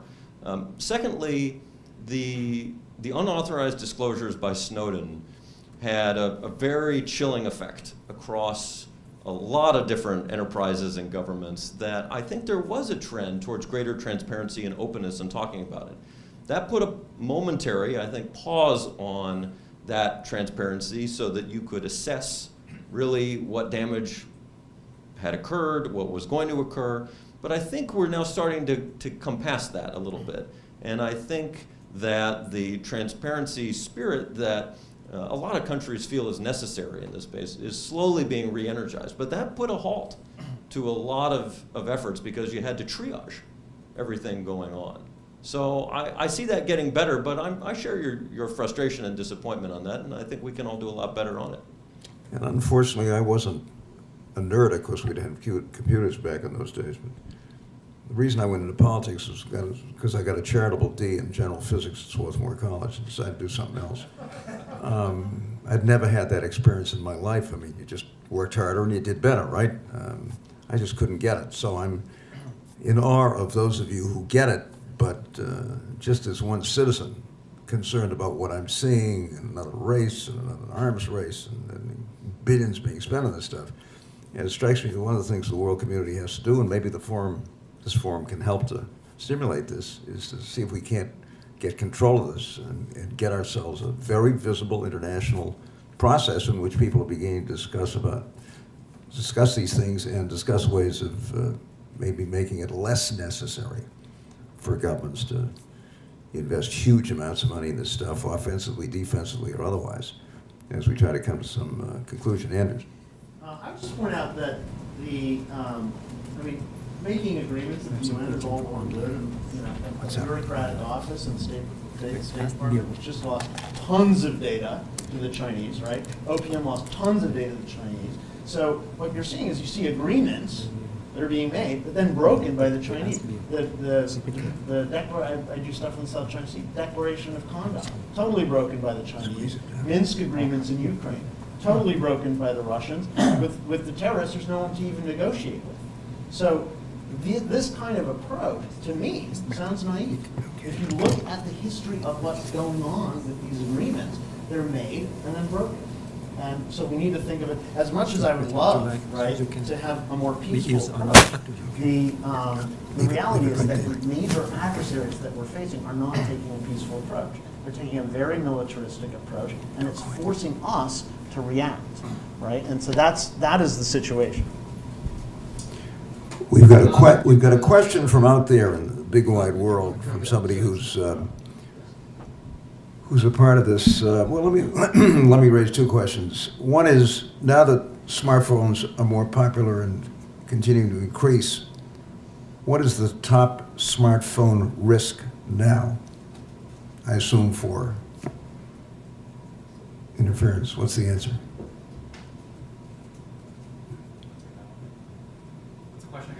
Top smartphone risk. The top smartphone risk now.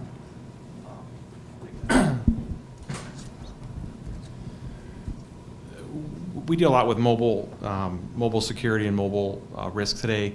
You know, you hear the term, there's an app for everything. There's an app for that. So I think one of the biggest risks we face today are apps that are being created in multiple environments and multiple ecosystems.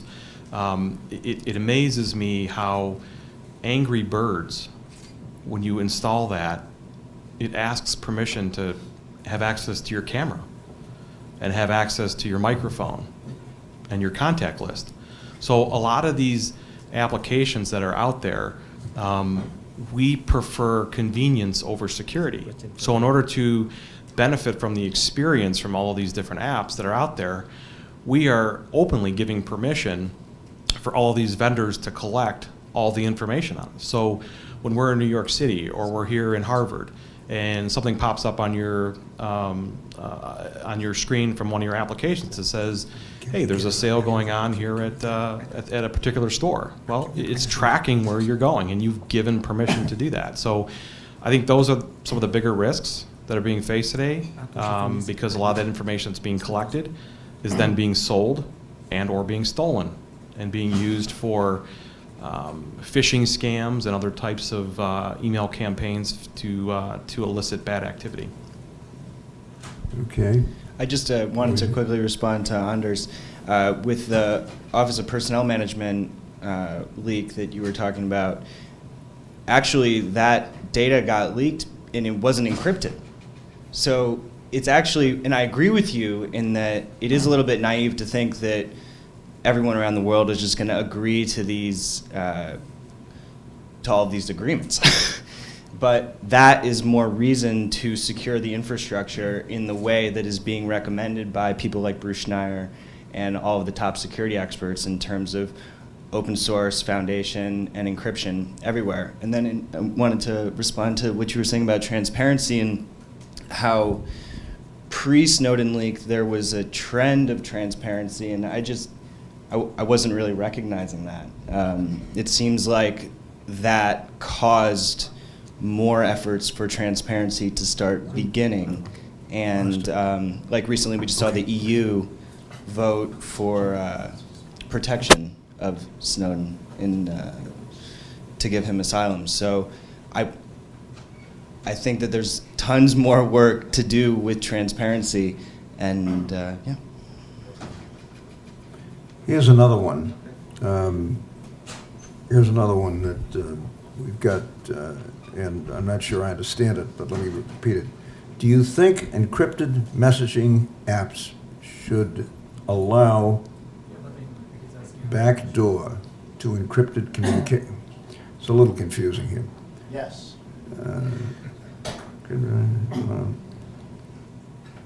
Allow the government to monitor or stick, I gather, our correspondent is telling us, with truly privacy focus after the Paris attacks.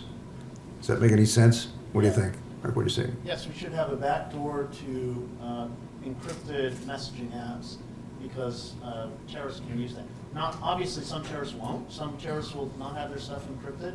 But for those smart terrorists, and those are the ones that we're especially worried about, we should definitely have backdoors. To your point about OPM, government obviously should not have backdoors for encrypted information. Legitimate governments need fully encrypted, no backdoor information. I'm only saying this about private use that could be used by Tommy. Thank you, Governor Michael.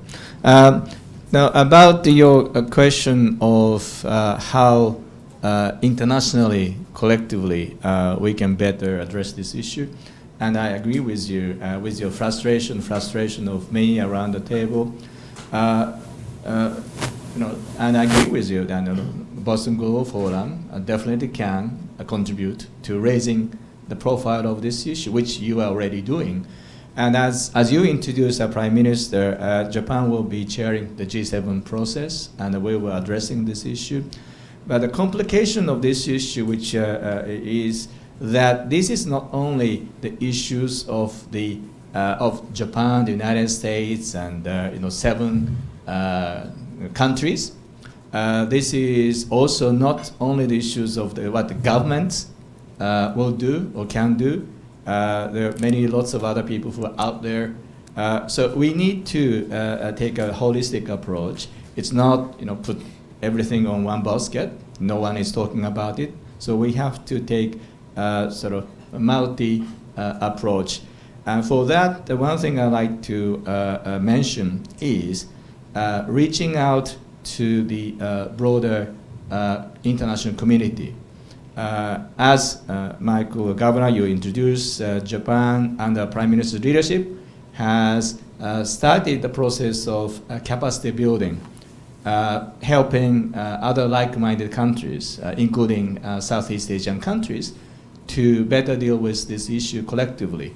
So we like to expand the scope of this network, and what has been done with the wonderful U.S. initiative and leadership at the United Nations, that is very important.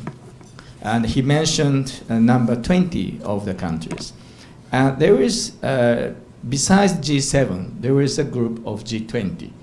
This includes other countries like Brazil, China, India, South Africa, and these are very important players. So why aren't they? And this year, if I may Go just ahead, add, yeah. this year, well, in the next cycle, Well, Japan will be the chair of the G7. G20 chair will be China. So China will have a golden opportunity to play a constructive role as the chair of the G20. So, we can talk about it. Some people may be cynical about it, but I think this is, worthwhile trying.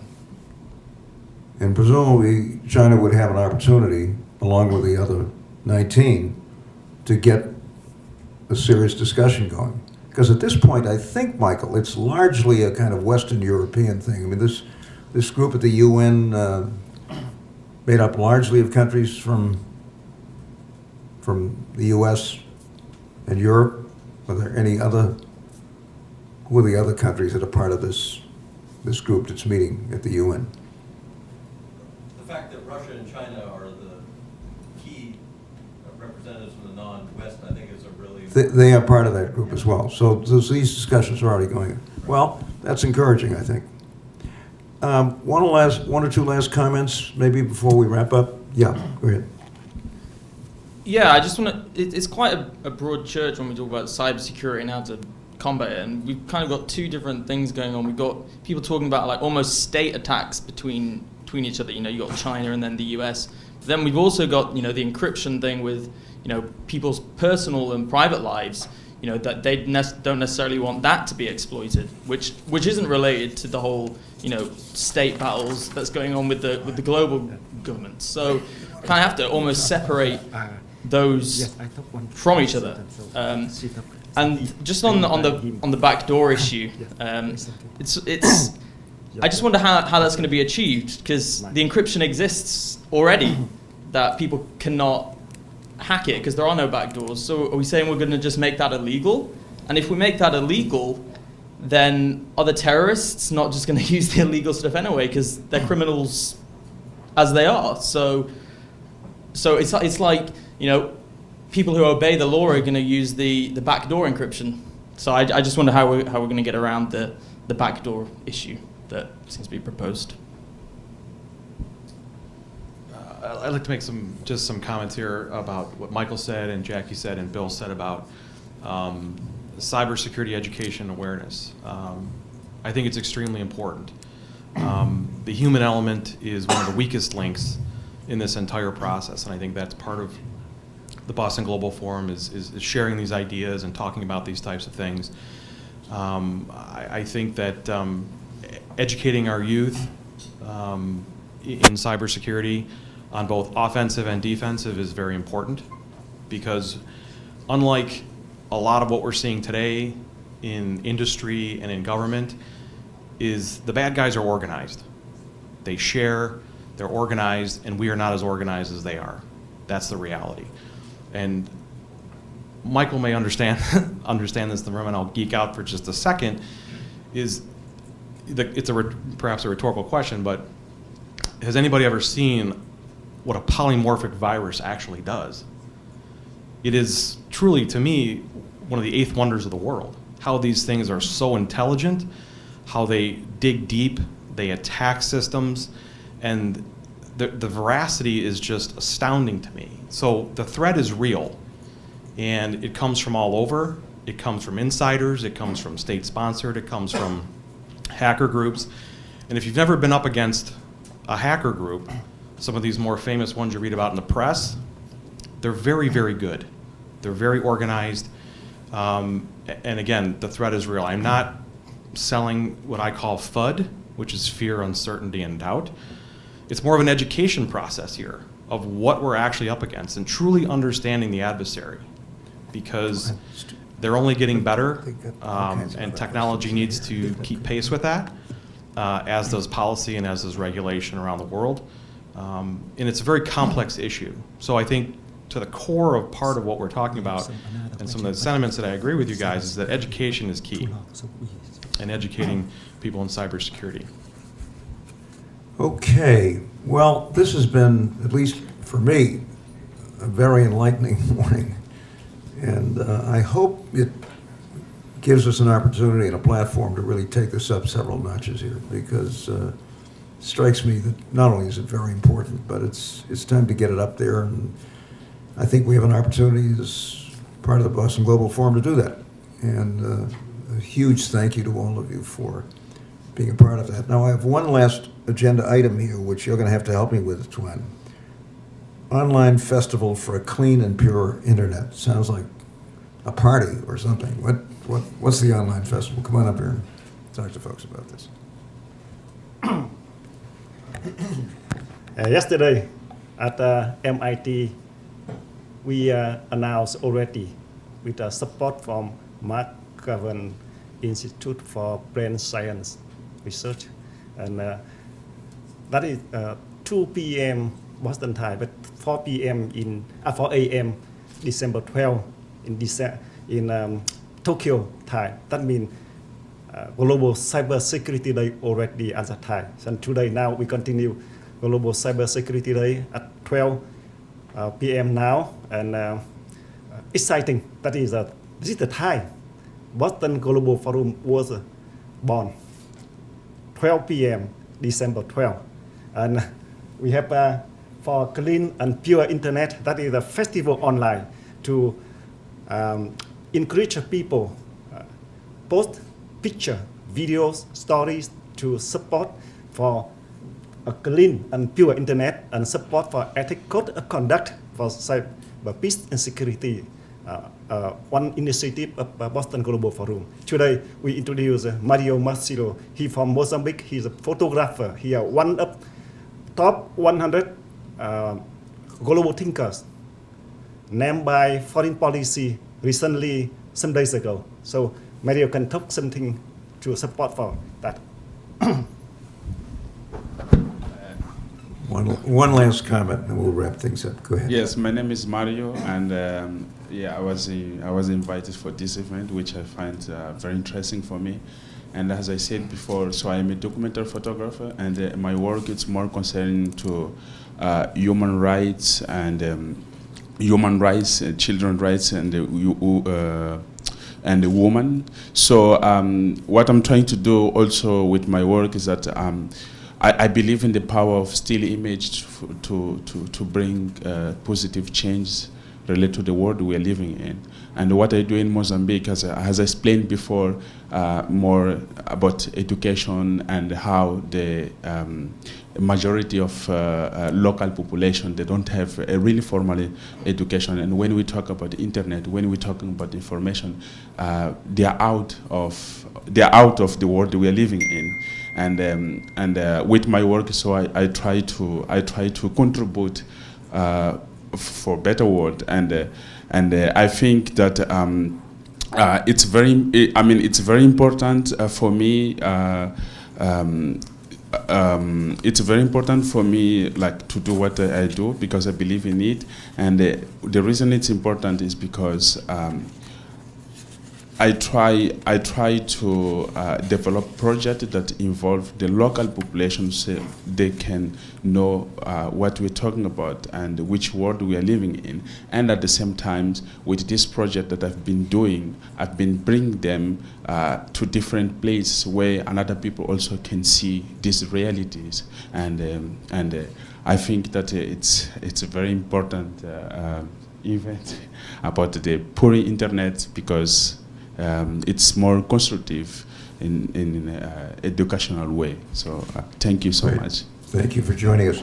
Just a few thank yous before we wrap up. First to Tuan, who, of course, without whom we wouldn't be here, and he and his staff have done just extraordinary work to bring us together and to get the Global Forum moving. And I hope this is the beginning of even more.